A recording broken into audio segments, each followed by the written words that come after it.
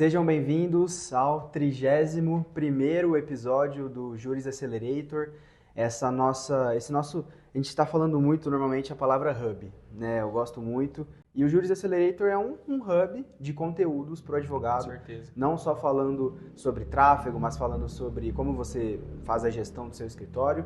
E hoje nosso anfitrião é o convidado Lucas. Mudou um pouquinho. Mudamos um pouco aqui a nossa rotina de gravações. E Lucas, hoje o nosso tema é polêmico, né? Porque sempre que o advogado pensa em marketing, pensa em tráfego, já está enraizado essa questão de lead qualificado, Sim. lead desqualificado, e não teria ninguém melhor que você para falar disso, né? Vive há anos trabalhando com isso, e a grande questão aqui existe mesmo essa questão de lead qualificado, desqualificado? Como que a gente vai tirar como que eu posso dizer, né? Ideia, né? Essa ideia. Essa visão. Eu acho que isso não é Exato. nem uma ideia, eu acho que é uma visão, né? Uhum. Mas antes de começar a falar, eu queria agradecer toda a nossa audiência, né? Abrindo esse 31º episódio, Juris Accelerator, que começou como uma ideia e hoje, com certeza, tem feito a diferença na rotina de vários advogados, principalmente os parceiros aqui da RPF, porque às vezes os temas que a gente traz aqui, às vezes são dúvidas de rotina dos advogados, né? Sim. E com os parceiros da RPF, isso tudo fica muito próximo. Às vezes o Igor fala, olha, dá uma olhada no episódio X, ou eu falo, olha tal episódio, e acaba assentando toda essa ideia, né? Exatamente. Na realidade, Igor, eu tenho visto cada vez mais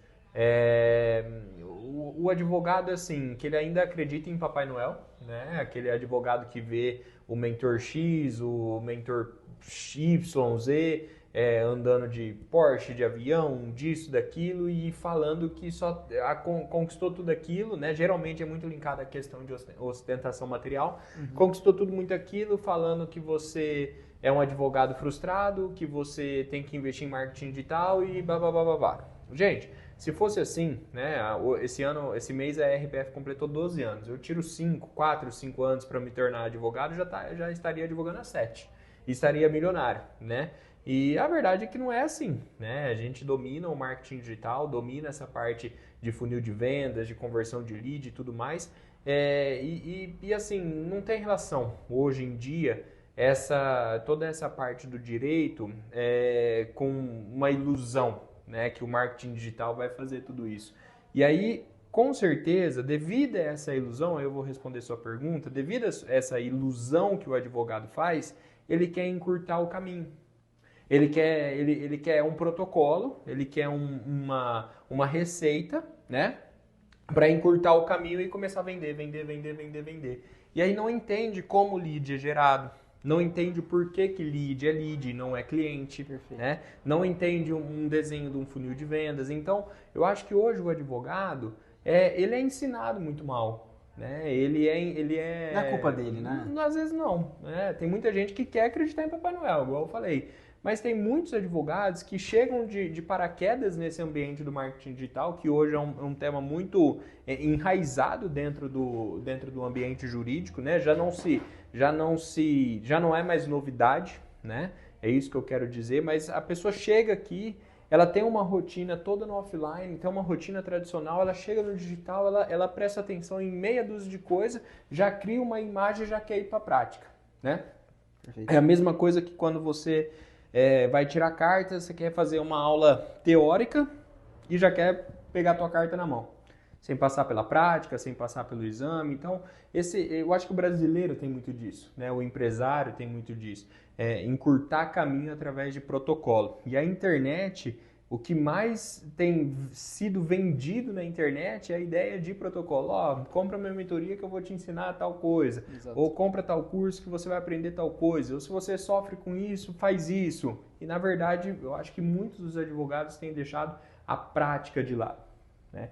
E esse deixar a prática de lado é onde é mais fácil culpar um lead de frio do que de fato entender que você ainda não está preparado para trabalhar com lead, né? É mais fácil culpar uma agência, é mais fácil culpar o Lucas, o Igor, seja quem quer, ou até mesmo o mentor, que culpar o outro e não olhar para a própria personalidade e falar, olha, o negócio funciona, mas eu ainda não estou preparado. Perfeito. Né? Então eu acho que isso de fato é onde os advogados confundem com guia de frio, confundem com marketing digital não dando certo. Ele confunde, porque, como você falou, não é culpa dele, né? Isso não é mostrado, mesmo porque isso são temas que não vendem, né? São temas que se hoje eu abro um canal para falar especificamente disso, né? Ninguém tem interesse, justamente por conta que são temas que teoricamente não vendem, não ganham a atenção do colega advogado, que busca hoje protocolo. Perfeito, Lucas. É um tabu, né? A palavra que me fugiu no começo era tabu. Uhum. E a gente vai usar esse episódio para desmistificar essas questões. Então, já que a gente falou de teoria e prática, vamos partir um pouco para a prática mesmo. Vamos lá. Se você hoje fosse um advogado, tá? Então esquece esse conhecimento que você tem, você viu uma aula ou outra. Vamos pensar nos caminhos que você seguiria para começar a se tornar um bom vendedor também. A partir do momento que você gera um lead, quais passos você precisa seguir, falando de processo comercial mesmo, para já identificar se ele é qualificado, se ele não é, como que você qualifica o seu lead? Porque todo lead, até então, gente, o Lucas ele comentou, tem uma diferença de lead de cliente. Você precisa transformar o seu lead em um cliente para esse cliente considerar contratar você. Você não vende para o lead, você vende para o cliente. Então, existe toda uma jornada de compra que o seu lead ele vai precisar passar. E qual seria esse passo a passo? Que dicas você pode dar, Lucas, para o advogado? Olha, assim, é muito difícil responder isso sem despejar tudo aquilo que eu já vivi, né, no ambiente de vendas. Mas eu acho que duas coisas aqui me fizeram, poderia falar três, mas duas coisas são primordiais para que qualquer advogado se torne um bom vendedor, né, ou qualquer pessoa se torne uma boa vendedora, tá? Independente do produto ou do serviço que vende. Legal. Eu acho que um bom vendedor, ele precisa ter duas coisas, né? Primeiro, muita organização. Ótimo. Precisa ser uma pessoa extremamente organizada. Seja através... Quando eu comecei a RPF lá em 2013, eu não tinha sistema de gestão que hoje a gente tem, sistema de organização através de Kanban, CRM, planilhas, enfim. Meu negócio era na agenda de papel, né? E depois da agenda de papel viraram planilhas, que viraram plataformas, e hoje toda essa estrutura que você conhece internamente aqui dentro da RPF. Mas qual é a ideia por trás disso? Organização, né? Saber onde que eu tô, para onde eu vou, o que que eu tenho que fazer, quando, como e onde, né? Então, assim, eu acho que falta hoje no advogado o quê? Organização. Ele quer levar o escritório offline dele para o digital. E isso não vai dar match. É a mesma coisa que você tentar misturar água com óleo. Vão ficar ali no mesmo ambiente, mas vão se separar em algum momento. A organização de um escritório offline é completamente diferente de uma organização do escritório online, né? Ou de um canal de venda online, exemplo, na prática. No offline você não precisa se preocupar em quantos clientes você vai atender por dia. Você não sabe se vai bater na sua porta, se o seu telefone vai tocar, o que vai acontecer. Perfeito. Então te pega ali muito de surpresa. Agora, no digital, você já tem que se preocupar com o quê? Qual que é a capacidade do teu time de atendimento? Qual que é a capacidade da tua busca ativa de possíveis clientes, seja através de anúncio ou o que quer que seja. Então, eu acho que o primeiro atributo para um bom advogado vendedor, organização. Né? E isso você pode atingir em todos os níveis. Volto no exemplo desde a agenda do papel ou até um CRM, que inclusive hoje a RPF tem um dos melhores CRM voltado para advogados do mercado, né? E muitos nem se atentam a isso. Tá? Então, primeiro atributo, organização. E segundo atributo, eu poderia falar competência técnica, por isso que eu até fiquei dois ou três, mas eu vou tirar a competência técnica, porque eu acredito que a competência técnica vem com ambição, né? E a ambição de fazer uma determinada estratégia dar certo, a ambição de você conseguir acreditar naquilo e falar, cara, faça chuva, faça sol, se não der certo com o Igor, com o Lucas, eu vou testar outras 50 agências, eu vou tentar outros 50 estratégias diferentes, mas eu vou fazer dar certo. Eu acho que essa ambição faz, porque a ambição ela está totalmente linkada com a prática, se você for parar para ver, né? Por que a ambição é ligada com prática? Porque a prática ela te leva à perfeição. Só que você só se mantém na prática se você tiver ambição, porque a prática te cansa, a prática te frustra, a prática te leva a sentimentos e sabores não tão gostosos assim, né, ao decorrer de um ano, por exemplo. Perfeito. Então eu acho que organização e ambição anda muito linkada para o advogado rampar. E a partir do momento que ele rampa, a partir do momento que ele decola, aí se abre um leque de competências técnicas, organização, escala que todo mundo fala hoje em dia. Perfeito, você falou um ponto muito importante, essa questão da ambição. A gente faz, né, o Lucas fez a analogia ali no início, a gente pode falar de academia também, que todo mundo faz a academia na segunda-feira. E é uma prática de alguns clientes nossos. Toda segunda-feira eles se organizam. Porque eles estão o quê? Motivados. Só que a motivação, ela dura um dia.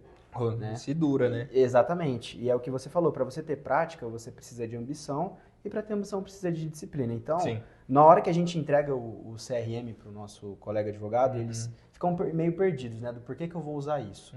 E a gente até eu falo, doutor, é o seguinte, você está vendendo pelo WhatsApp, você está conseguindo fechar seus clientes? Se sim, não usa o CRM. O importante é você vender. Né? Agora, se não, significa que você está mal organizado. E é engraçado, né? Eu já tive oportunidade de atender alguns escritórios de advocacia, obviamente não vou citar nome, que são dois sócios, um querendo acreditar no digital, querendo acreditar na estratégia, seja de Meta Ads, Google Ads, e o outro completamente incrédulo, né? Completamente desconfiado, torcendo para o negócio dar errado. Isso acontece muito aqui dentro. Sim. Eu já vi sócio que às vezes não atende o lead da maneira que tem que ser atendido, justamente para depois ver que o lead não converte, e aí vira para o sócio e fala assim, tá vendo? A estratégia não deu certo. Então tem muita gente que torce para o digital dar errado. Exatamente. Né? Então eu acho que isso, depois a conta disso vem muito alta lá na frente, entendeu? Então, hoje, se eu pudesse dar um conselho, né, sobre o tema lead quente, lead frio para advogados, gente, se acostume com essa quantidade, se acostume com essa quantidade de curiosos. Quanto mais curiosos existir na sua base, com certeza mais probabilidade de venda você tem no seu médio e longo prazo, tá? Entenda que o Brasil, ele é um país, dependendo da sua área de direito, ela vai estar altamente linkado com o comportamento do consumidor brasileiro. E hoje, em específico, 2025 para 2026 e ano que vem, é ano de eleição, isso tende a piorar, são anos de muita incerteza, de muita instabilidade, né? Então, isso vai refletir completamente na tomada de decisão do seu possível lead, dependendo da área que você atua. Vamos lá, galera de holding. Para que eu vou fazer uma holding agora se eu não estou pensando e não vou desembolsar um determinado valor, porque eu vou esperar para ver, né? E nesse esperar para ver, às vezes a pessoa parou de te responder. Perfeito. E aí é onde vai falar, lead frio, não responde hoje, mas e daqui 3 meses? Exatamente. E daqui 6 meses? Exato. Né? A galera de massa, Prev, trabalhista, bancário, família, muitas das vezes.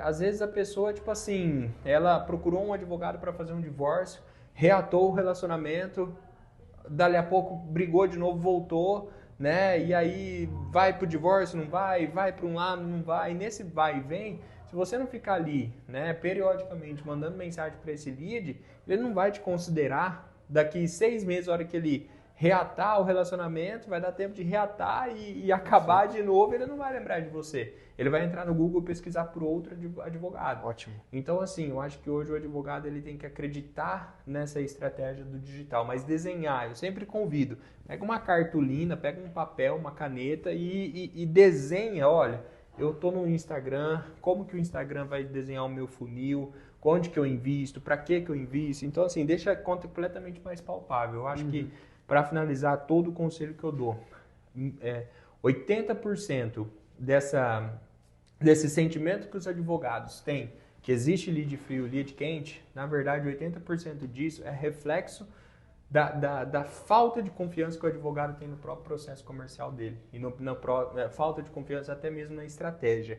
E quando você não acredita numa coisa, meu amigo, ninguém vai fazer aquilo dar certo, né? Eu acho que os monstros que você cria dentro da sua cabeça são maiores do que qualquer lead frio ou quente. Perfeito, perfeito, sensacional, sensacional. Lucas, para a gente finalizar um último tópico, porque eu acho que a venda, a transformação do lead quente no lead frio, todo advogado ouve muito a palavra follow-up, né? E eu vejo casos aqui dentro da gente fechando com advogados que fizeram reunião 1 ano atrás.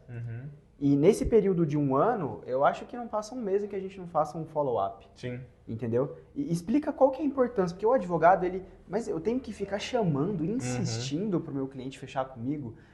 Tira esse tabu, né, do follow-up, mostra a importância dele. Eu vou colocar a importância do follow-up em 2 pontos, tá? 2 pontos. Mas você sabe por que nasceu a técnica do follow-up ou não? Não. O follow-up ele nasceu justamente para facilitar no processo de tomada de decisão. Perfeito. Que está altamente linkado com uma coisa chamada indecisão. Né? Então esse tempo de tomada, eu acabei de mencionar ali agora, às vezes você tem galera de holding, empresarial, cara, galera que lida com público de high ticket ou então B2B, tem que fazer follow-up, tem que ser a principal estratégia. Por quê? O empresário ele nem sempre vai estar pronto para tomar a decisão e o follow-up ele vai instigando a tomada de decisão. Você pega, por exemplo, a galera vamos falar do ambiente de turismo. Tá? Se você pega as agências de turismo, é puro follow-up. Ou seja, a família está passeando no shopping, viu lá o cartazinho, viagem para o Nordeste, R$5.000 10 vezes de 500. Ela passou um final de semana no shopping, ela olhou aquilo, vai debater a hora que chegar em casa, será que a gente vai, será que não vai, será que lá é o melhor lugar? Então, assim, isso vai demorar um tempo para esse consumidor tomar a decisão e fechar aquela viagem. Concorda comigo? Concordo. Então, o cara da agência não pode deixar essa pessoa escapar. Ótimo. Né? Então, vai lá, e aí, pensou? O que você está pensando? Você quer para outro lugar? Eu tenho outro aqui. Então, isso é follow-up. Periodicamente, seja uma vez por semana ou uma vez a cada 3 meses, periodicamente chamar aquela pessoa. Tá? Mas no mesmo ambiente de turismo, se você pega o cara, aí vamos supor que essa família foi para o Nordeste. Chega lá, tem vários passeios para você comprar, né? Andar de paraquedas, navegar no mar aberto, enfim. Aquele consumidor, às vezes ele só tem 5 dias de viagem, então ele vai ter que tomar decisão em 5 dias. Então esse é um cara que não precisa fazer follow-up. Perfeito. Então ele tem que ser ele tem que ser carnívoro, ele não pode deixar a pessoa escapar ali daquela hora que ela vai estar pensando em fazer o passeio, porque ele não vai ter oportunidade de fazer um follow-up, igual o cara da mesma agência. E é o mesmo mercado, é o mesmo consumidor. Então, o que eu estou querendo dizer? O follow-up, ele tem 2 benefícios. O primeiro, você pegar o mesmo consumidor em diferentes momentos de vida, em diferentes momentos profissional, financeiro, pessoal. Tá? Então, esse é o follow-up, você realmente lapidar essa pedra a todo momento. Então, esse é o primeiro benefício. E o segundo, que pouca gente fala, 95% dos advogados não entendem, tá? Quando você tem um processo de follow-up bem definido, você vai precisar colocar cada vez menos investimento no seu tráfego pago. Ótimo. Né? Então, quanto mais você valoriza o seu follow-up, menos dinheiro você precisa colocar em tráfego pago, porque você está comprando lead uma vez só e está lapidando, compra lead uma vez só, lapida. Quando você tem um processo de follow-up falho, você precisa cada vez mais fazer o quê? Colocar mais dinheiro em tráfego para entrar cada vez mais lead novo. Perfeito. Só que fonte de lead uma hora seca. Perfeito. Né? Cada vez mais, tem ficado cada vez mais caro essa questão de captação de lead, então, assim, na boa, se atentem no follow-up. Perfeito, Lucas. Muito proveitoso. Não dá para ficar dependendo do mercado. Né? A gente sabe, ainda mais para os advogados que anunciam muito aqui no Google, a gente depende totalmente do mercado, gente. Chega no final de ano, as pessoas param de procurar o serviço. Com certeza. Né? E aí, se você tem um processo bom de aproveitar a tua base, você nunca vai ficar sem receita. O advogado que ele coloca, vamos supor que ele coloca R$1.000 por mês no tráfego pago. Em 2025 ele vai gastar R$12.000 no ano, né? Se ele não tiver um processo de follow-up bem definido, em 2026 ele tem que pôr no mínimo R$12.000 de novo. Exato. Né? Quanto desses R$12.000 você vai levar com você para 2026? E assim sucessivamente. Né? Agora para e olha, desde o teu primeiro cliente, do primeiro curioso, lá nos anos 2000, quando você se formou, desde então, qual que é a base de possíveis clientes que você poderia ter hoje? E hoje está dependendo de tráfego pago. Né? Sabe por que as pessoas dependem tanto de tráfego pago?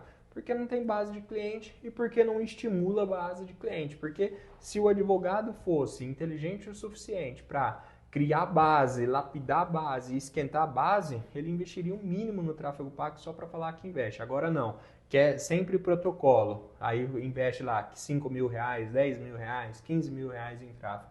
Isso, o teu CAC, que é o custo de aquisição de cliente, fica cada vez mais caro. Mas eu acho que isso é papo para um próximo episódio. A gente falar dessas métricas isoladas. Bom, eu gostaria, acho que, de agradecer pela sua presença. É sempre muito bom ouvir o Lucas, né? Que eu sou suspeito para falar, a gente trabalha junto.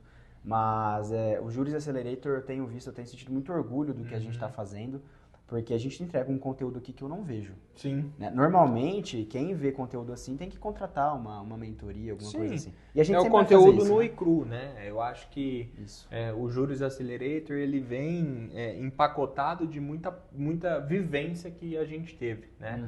Então, mas é o que eu falo, às vezes para o advogado, ele não quer detalhar esse conteúdo, ele quer, vai lá e faz isso e segue assim que vai dar certo, tá? Então, assim, eu acho que você tem que buscar o ar cada vez mais puro, né? E não ficar brigando por espaço em ambientes de ar rarefeito. Perfeito. Bom, eu gostaria de agradecer essa audiência. Use e abuse desses conteúdos. Com desde o primeiro, né? Desde o primeiro. Compartilhe esses conteúdos, não pela parte, né, do nosso crescimento aqui, mas porque isso ajuda muito o advogado que às vezes está num limbo. Né? Ele investiu, está perdido.